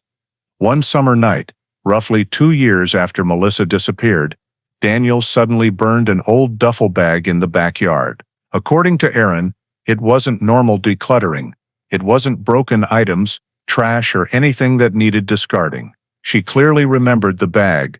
Thick, dark green fabric, classic 1990s style, commonly used for personal travel bags. Daniel carried it outside, added some old newspaper, and lit it in a metal burn barrel. Erin said she was standing at the back door, watching when she smelled burning fabric, and when she asked, "Why are you burning that?" Daniel gave a curt reply. "Don't need it anymore." But what stayed with her wasn't the act of burning the bag itself. It was the atmosphere around Daniel. No anger, no rush, just a heavy silence, like someone trying to incinerate something far bigger than an object. She said that as the flames grew, Daniel stared for a long time without expression, then walked back inside, as if trying to lock some memory behind him. Gibson asked whether Daniel ever said anything about Melissa. Erin paused, clearly weighing her words. Finally, she answered, "One time, I don't remember exactly what we were arguing about, but I said, if you're not honest with me, everything will come out just like with Melissa." And Daniel looked at me for a long time and said, "She's not going to be found, I guarantee it." As Erin repeated the sentence, her voice trembled slightly, as if even after all these years the words still echoed. She emphasized that Daniel didn't say it threateningly, but in a calm that was chilling, like he wasn't talking about a possibility, but a settled fact. Gibson recognized this testimony as extremely significant, but he had to approach it with maximum caution for 2 reasons. First, Erin and Daniel had divorced on bad terms, and second, her memories were over a decade old. Therefore, Gibson had the forensic team verify the most concrete part of her account, the burning of the duffel bag. According to Erin, it happened in the backyard of the house Daniel lived in after 2005. Police obtained a warrant, examined the property, and took soil samples from the spot she described. Despite the passage of time, the soil at the bottom of the old burn barrel still contained traces of ash and tiny charred fabric fibers. The samples were sent to the lab for electron microscope analysis. Results could not positively identify the exact bag or its origin, but the expert confirmed the ash contained polyester cotton blend fibers, the same material commonly used in early 2000s personal travel bags, matching Erin's description. Even in one small ash sample, there were signs of heat degradation in a folded pattern, indicating the burned item was not flat fabric, but a 3-dimensional structured object, like a bag. As Gibson analyzed Erin's statement alongside the new forensic data, the alignment became striking. A duffel bag burned after Melissa disappeared, Daniel admitting he didn't want her found, a fabric fragment with Melissa's DNA appearing along the simulated route. Witness Jeff describing Daniel carrying a long cloth-wrapped object into the woods, soil in Melissa's car. Not matching the home driveway, and the LiDAR map showing ground disturbance exactly in that 2003 timeframe. These data points, coming from completely independent sources, Aaron the Ranger, LiDAR technology, soil samples, light modeling, were gradually sketching the same movement pattern on the night of the disappearance. Gibson asked Aaron more about Daniel's unusual behavior while they were married. She said he sometimes had long, unexplained periods of silence, especially at night, that he always avoided talking about Melissa and would change the subject stiffly whenever she came up. Once when Aaron directly asked if he felt guilty for not protecting his ex-wife, Daniel only replied, "Some things are better left buried." To an ordinary person that might sound vague, but in the context of the case it carried entirely different weight. When Aaron finished her statement, Gibson thanked her and assured her every detail would be verified scientifically. As she left the room, he sat with the newly updated folder and realized her testimony wasn't just another piece. It was the behavioral piece the case had lacked for 15 years, and when placed next to the newly uncovered forensic data, the picture of the crime was becoming unignorable. Once all the new statements, forensic data, and technological findings were compiled into a single master file, Detective Gibson spent days in the cold case unit's small conference room, piecing together the entire sequence from the night Melissa vanished in 2003 through 2021. He spread out forest maps, Harlow house diagrams, LiDAR images, soil analysis reports, photos of the fabric, Jeff's and Aaron's statements, then marked every detail chronologically. From his perspective, the case was no longer a string of disconnected events, but a map with small glowing dots waiting to be connected by a few logical lines. Gibson started with the only certain point. That evening Melissa was seen at the convenience store, acting normally, no one following her, no signs of anxiety or distress. That was the last moment objective evidence confirmed she was alive and safe. When she got home, she parked in the garage, carried her purchases inside, and never left the house in her own vehicle again. That was the first firm timeline point, Melissa inside the house from evening until at least late night. The next phase, Gibson slotted in Mrs. Mickelson's statement, strange noise late at night, not enough to prove anything on its own, but in the full context it became the first recorded sign of movement inside the house after Melissa returned. The sound could have been a door, something bumping, or just wind, but it occurred within the same time frame many later data points converged on. The next data came from pre-dawn, when Jeff Mulligan saw the silhouette of a tall man, whom he believed was Daniel, moving toward the woods carrying a long cloth-wrapped object. Once that statement was verified with light, weather and sightline data, everything matched the conditions that morning. What especially struck Gibson was the description of the object.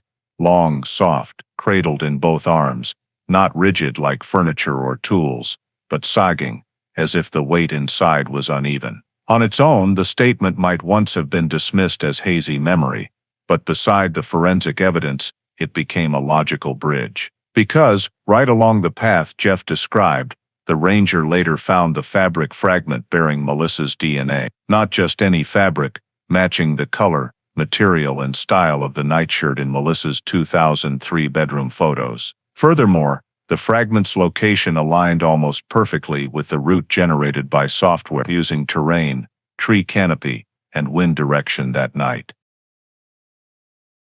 Gibson drew the 3 points on the map. Harlow backdoor spot. Jeff saw movement fabric coordinates. They formed a smooth curve heading into the woods, exactly where LiDAR showed ground disturbance from the early 2000s.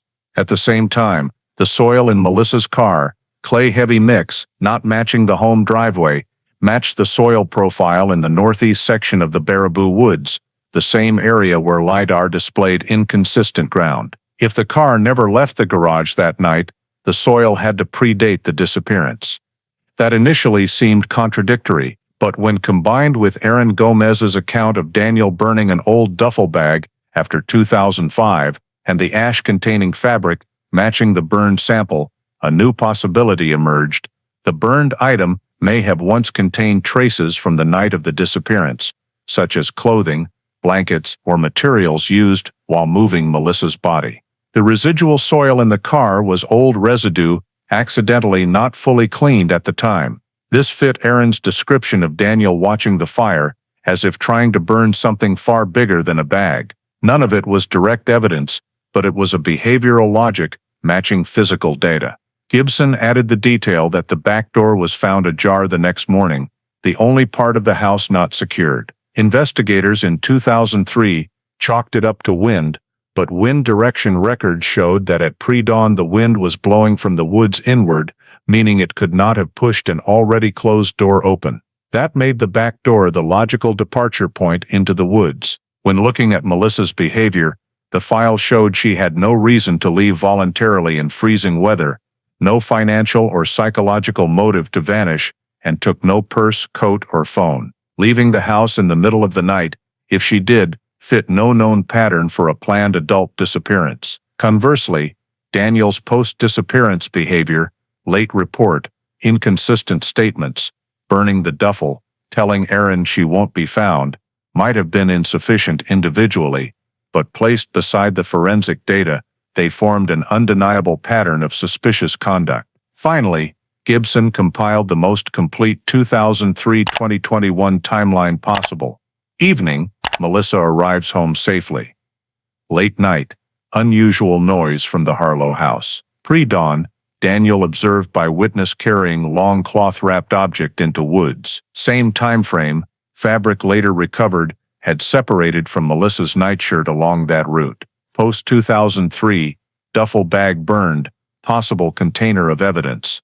2021, technology confirms soil, fabric, statements, and locations all align. The investigation file conclusion read, Melissa Harlow was most likely removed from the residence during pre-dawn hours, via the rear door, along a northeast path through the woods, based on the convergence of eyewitness testimony, physical evidence, terrain data, and behavioral analysis. This was not merely a working theory, it was the first time in 18 years the case had an answer verifiable by multiple independent layers of data, all pointing the same direction. Once the official timeline was established, and every piece of forensic evidence, witness statements, and behavioral analysis converged on the same point, Detective Gibson forwarded the entire updated file to the Sauk County District Attorney's Office for charging review. For nearly 2 months, the DA's legal team examined every piece of evidence, every scientific report,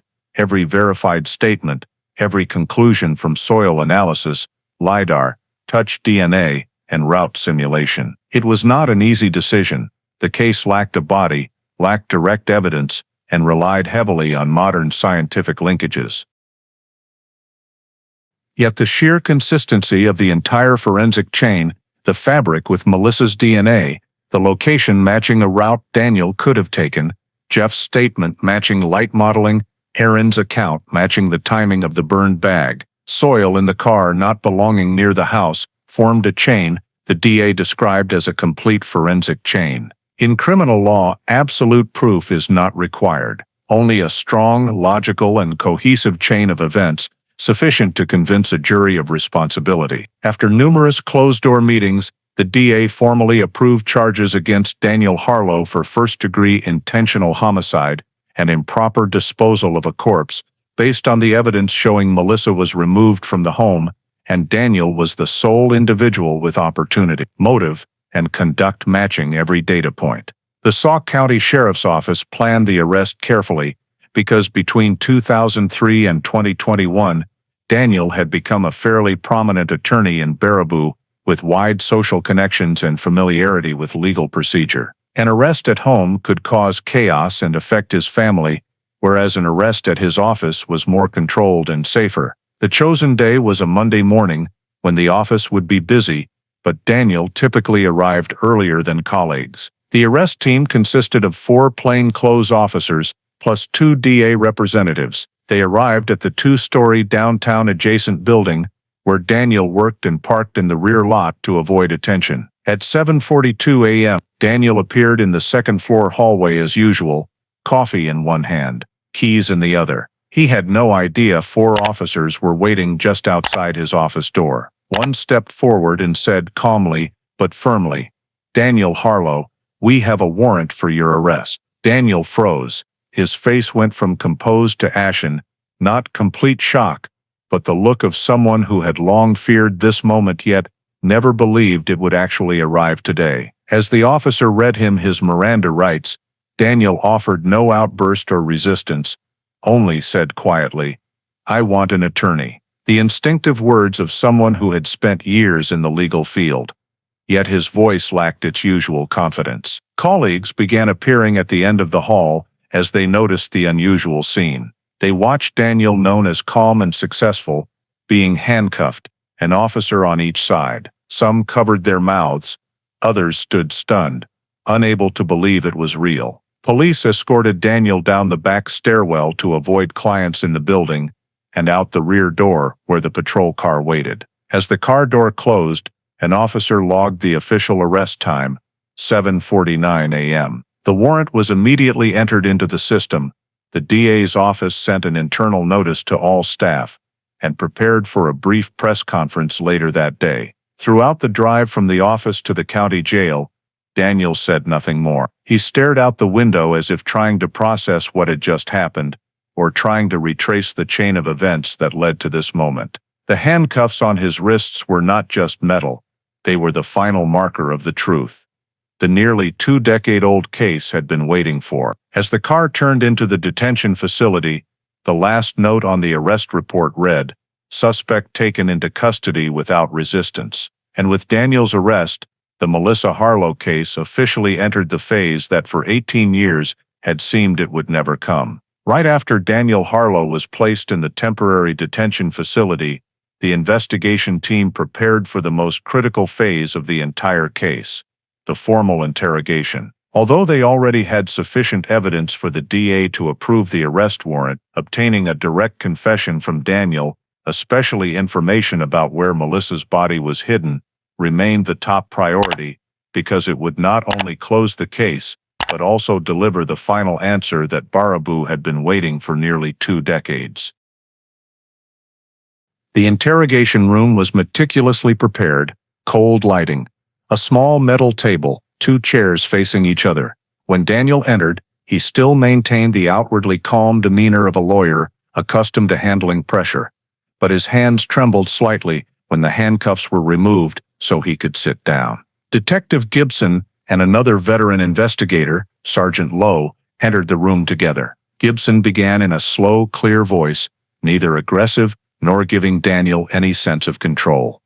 "We want you to tell us everything you remember about the night Melissa disappeared. This is your chance to clear things up." Daniel stared down at the table, silent for so long that the wall clock became the only sound in the room. Gibson didn't push. He simply let the silence fill the space, knowing that people who rely on confidence to hide secrets often start to crack when no one is speaking for them. After nearly 30 minutes, Daniel said only one sentence, "I didn't do anything." Gibson didn't argue. He placed in front of Daniel the photograph of the fabric scrap the ranger had found in the woods in 2020. "Do you recognize this?" Daniel glanced at it, trying to keep his expression neutral, but his pupils dilated slightly, enough for Gibson to know he recognized it. "We found it on the edge of the northeast forest," Gibson continued. "Melissa's DNA is still on it. It lies exactly along the route witnesses saw you take." Daniel bit his lip lightly, his gaze shifting away. Sergeant Lowe placed the soil analysis report in front of him. "This is dirt from the floor mat of Melissa's car, not from around the house, but identical to the soil where the fabric scrap was found." Daniel swallowed hard. He still hadn't confessed, but the first layer of his defense had cracked. Gibson continued by placing in front of him an excerpt from Jeff Mulligan's statement. "He saw you leave the house at dawn carrying a long object wrapped in fabric. The description matches perfectly with the movement pattern and the location of the fabric scrap." Daniel closed his eyes for a few seconds, took a deep breath, then opened them but said nothing. He was calculating, but clearly no longer had enough data to remain as confident as before. To increase the pressure, Gibson moved on to Erin Gomez's statement. "Your second wife, said you once burned a duffel bag. We collected ash samples and determined it contained polyester cotton blend. Gibson paused. The same material used to wrap a long object as the witness described.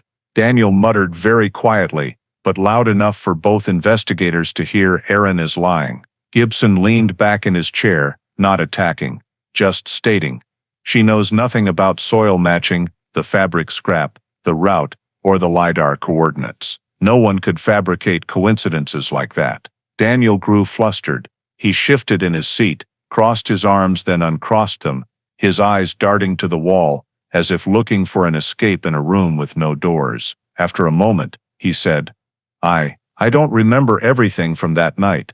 Gibson didn't contradict him. "You remember more than you're saying." Daniel fell silent. Lowe opened the behavior file and placed in front of him several excerpts from Daniel's own 2003 statements, inconsistencies he thought had been buried by time. "You said you heard nothing that night, but neighbors did. You said the back door was locked, but police found it ajar. You said Melissa would never leave the house without her phone. Yet you waited an unreasonable amount of time to report her missing." Daniel began breathing harder, and for the first time during the entire interrogation, he looked Gibson directly in the eye. "What do you want?" Gibson replied, softly but sharply. "The truth. And where you took Melissa." The silence that followed was so long that Sergeant Lowe glanced at the one-way mirror to check if the camera was still recording. Daniel looked at the fabric scrap one more time, as if its tiny shape was the thing that finally made it impossible to keep the words inside. Then he said, voice breaking, I didn't mean to kill her." Gibson didn't respond. This wasn't the moment to show reaction. Daniel continued, as though the confession could only come out if he didn't stop. "We argued," she fell.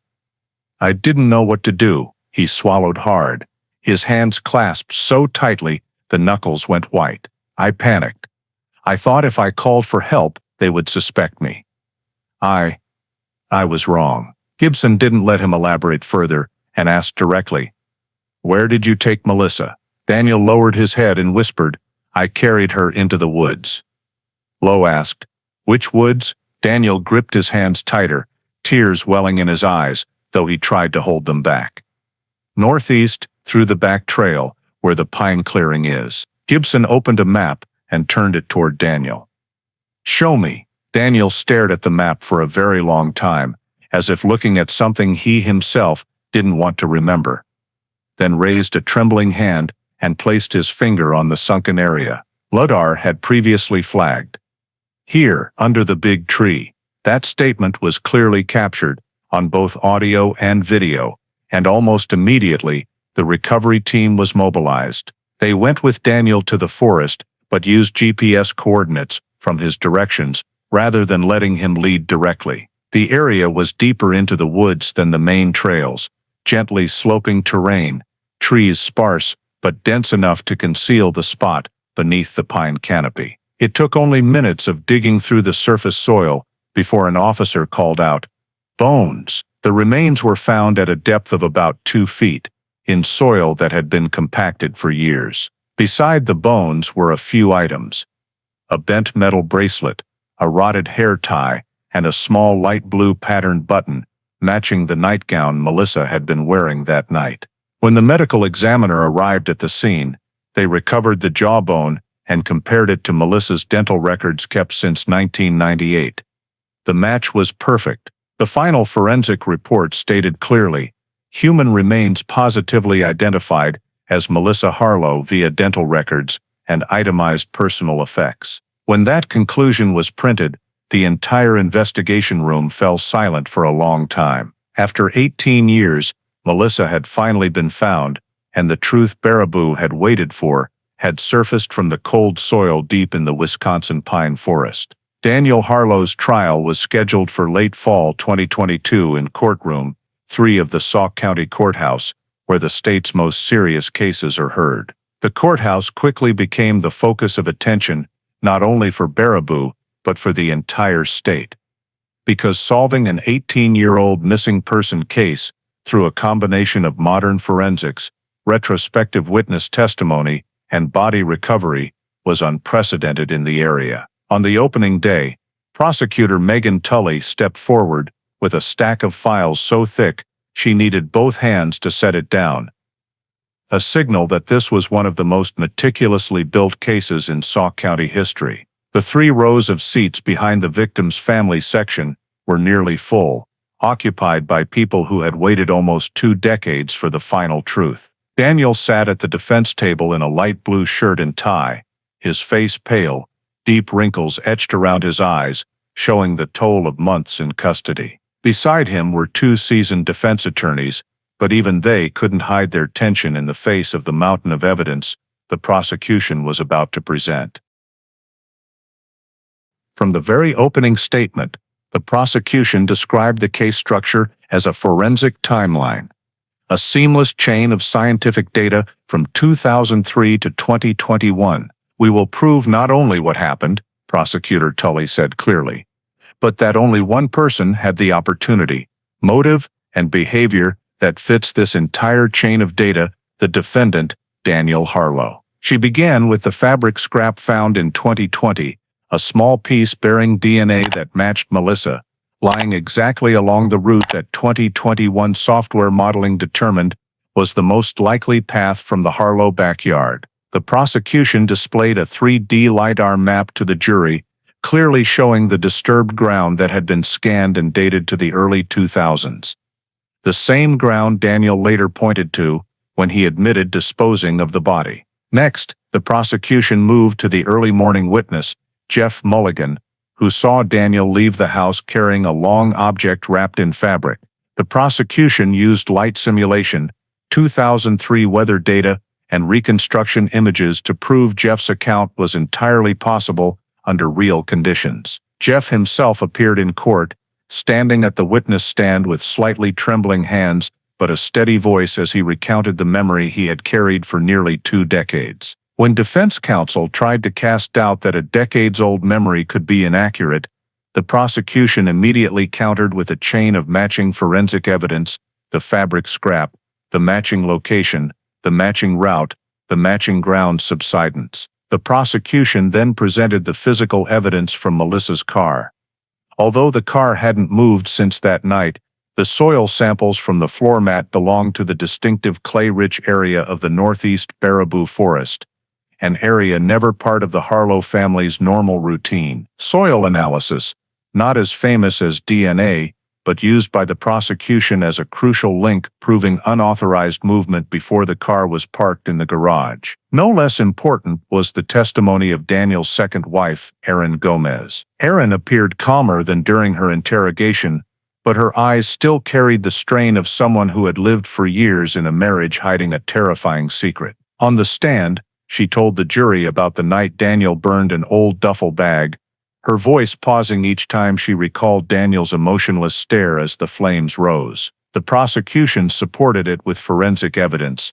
Ash from the location Erin described contained polyester cotton fibers, the type common in bags from that era. Though defense counsel tried to argue that Erin had personal motives to testify against Daniel after their divorce, the prosecution countered instantly: no one can fabricate a soil match, a LiDAR match, or a DNA match. The consistency across every layer of data made Erin's testimony a perfect fitting piece in the picture the prosecution was building. The prosecution then presented one of the most crucial pieces, Daniel's own confession of the body's location. The interrogation video was played in court, not loud but clear enough for the jury to hear Daniel say, "Here, under the big tree." When the video stopped, the courtroom fell completely silent. Prosecutor Tully emphasized, no one except the person who moved the body could know this exact location. Next came the presentation of the recovery process. The prosecution showed scene photos, bones excavated from soil consistent with 2003, small remaining items including the bracelet and button matching the pattern of Melissa's nightgown. The forensic expert explained that dental record comparison showed a 100% match with Melissa's records. The expert stated, "There is no doubt about the identity." When the prosecution rested, the courtroom sank into a thick silence. The presentation had built a chain of logic that was almost impossible to break, tying forensics, witnesses, and behavior together into a single straight line pointing at Daniel Harlow. When it was the defense's turn, they tried to counter by questioning the accuracy of modern forensics, claiming trace DNA could be cross-contaminated, soil analysis is only relative, and witness memories after nearly 2 decades cannot be fully trusted. But every point was dismissed by the prosecution, proving the independence of each type of evidence. The DNA from the fabric matched no other sample. The soil match was verified by 2 labs. The light model was based on historical weather data, and most importantly, the body was found exactly where Daniel said it would be. When the defense claimed Daniel only confessed due to psychological pressure, the prosecution shot back. Pressure cannot create a body under the ground, a statement that nearly shook the entire courtroom. During the final 3 days of arguments, the jury was asked to review all the evidence again, from the forensic timeline to witness statements, maps, LiDAR images, the interrogation video, and scene photos were shown once more to ensure everything was clear. Finally, after nearly 7 hours of deliberation, the jury signaled they had reached a verdict. The courtroom held its breath as the jury returned. The judge asked, "Has the jury reached a decision?" The foreperson stood, holding the paper. "We find the defendant Daniel Harlow guilty. First-degree intentional homicide." A sigh escaped from the rows behind, a sound that was half pain, half relief. Daniel lowered his head, his face ashen, lips trembling but saying nothing. At sentencing, the judge reiterated the severity of the crime. Taking a life, concealing the body for years, and forcing the victim's family to endure immeasurable prolonged suffering is unforgivable conduct. He sentenced Daniel to life imprisonment without the possibility of parole. In Wisconsin, that is the highest sentence possible for first-degree murder. The state has no death penalty, but life without parole ensures Daniel will never live outside prison walls. When the trial ended, the police department later completed the paperwork. Melissa Harlow's file was officially moved to solved cold case, marked with the special red code reserved for cases where remains are recovered after many years. Dea Megan Tully signed the case closure notice, which read, "Case resolved through the combination of modern forensics, the persistence of investigators, and the cooperation of witnesses." Sauk County and the entire state of Wisconsin did not overlook the lessons from this case either. A statewide review was conducted to improve missing person investigation procedures, especially in winter conditions, mandatory expanded searches, earlier use of LiDAR, better evidence preservation, and standardized behavioral assessment protocols. The Melissa Harlow case became a textbook example in Wisconsin law enforcement training, a reminder that even cases thought to be forgotten forever can be solved when technology, persistence, and opportunity converge at a single moment. As the courthouse turned off its last lights after the trial, Baraboo faced a heavy but finally revealed truth. After 18 years, justice had arrived. Melissa was found, Daniel was convicted, and the file, once gathering dust for nearly 2 decades, was finally closed with the fullest possible answer. The story of the Melissa Harlow case is not only a personal tragedy for one Wisconsin family, but also reflects a very American reality in a vast modern society with many protective mechanisms like the United States. Sometimes small gaps in investigation, witness silence, or initial official oversight can bury a case for decades. Melissa's 2003 disappearance shows one truth. No matter how strong U.S. technology and legal systems are, people, with the limitations of their time, perception, and errors, remain the most vulnerable link. Daniel's delayed report, inconsistent statements, the ajar back door, and unusual late-night sounds should have received closer attention. But at the time, everyone believed Melissa had left on her own, a mistaken belief that kept the case closed for 18 years. The first lesson for every American is never dismiss small irregularities. A neighbor hearing strange sounds, Jeff seeing someone carrying a wrapped object, Aaron watching Daniel burn a duffel bag, all those tiny pieces, when combined, became the key to solving the case. In modern life, especially in American suburban communities. Observing and promptly reporting anything unusual can save a life or stop a crime from dragging on. The second lesson: technology only works when we don't forget evidence. A nearly anonymous little scrap of fabric, soil analysis from an old car mat, or LiDAR scanning the forest, things no one paid attention to in 2003, became the case breakers in 2021. Therefore, whether in families or communities, preserving information, keeping documents, and storing personal evidence can become the very thing that protects us. Finally, the case reminds us that domestic violence often hides behind silence. Aaron once heard Daniel say, "She will never be found," but didn't know what to do. In the United States, where thousands of missing person cases each year involve domestic violence, encouraging people to speak up and seek help from police or DV hotlines is a matter of life and death. Melissa's story, solved thanks to courageous witnesses, modern technology, and persistence, reminds us that justice may come late, but it only comes when people dare to step out of silence. Thank you for following this haunting but necessary story of the Melissa Harlow case. Please subscribe to the channel so you don't miss more important case-breaking journeys like this one. See you in the next video, where we'll continue exploring sobering lessons from real cases across the United States.